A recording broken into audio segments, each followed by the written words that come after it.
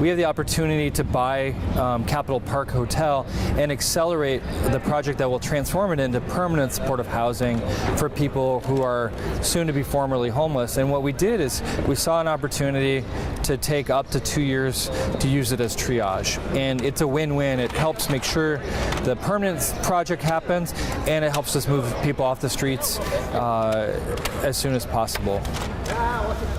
Now, you had mentioned in your speech that there's a concern that we're creating a problem for the people that currently live there. Could you talk more about how it's not a problem? Yeah.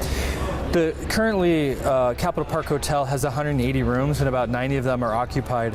So one of our first priorities is ensuring that those 90 people aren't displaced, that we provide them with the same respect and courtesy of any other resident. And so we're working as soon as we can to get them relocation assistance, but ultimately we can ramp up the triage facility even if some of them are still there, but we want to make sure they're not displaced in this process.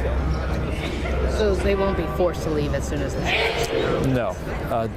Our goal is to make sure there's a orderly transition for the current residents as we work to build this capacity for the triage facility.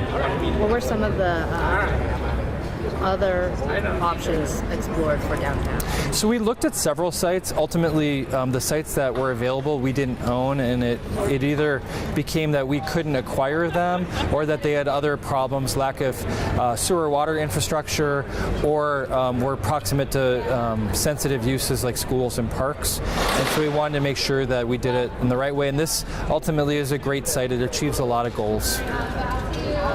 With the building, it's my understanding that it's a little on the older side. It's a historic building, absolutely. Will there be any renovations while the city owns it? So the building is in fairly usable shape. It's in pretty good condition.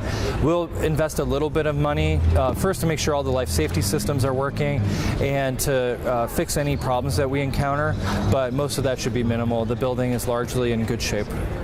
At Modesto Beerbrook Park and how they ended up putting up tents, was Yes. that an option? We either looked at the sprung shelter model, which is a very large tent. We didn't look at individual tents because that model hasn't necessarily shown to produce the outcomes we're looking for. But you know, if each city has to do it its own way.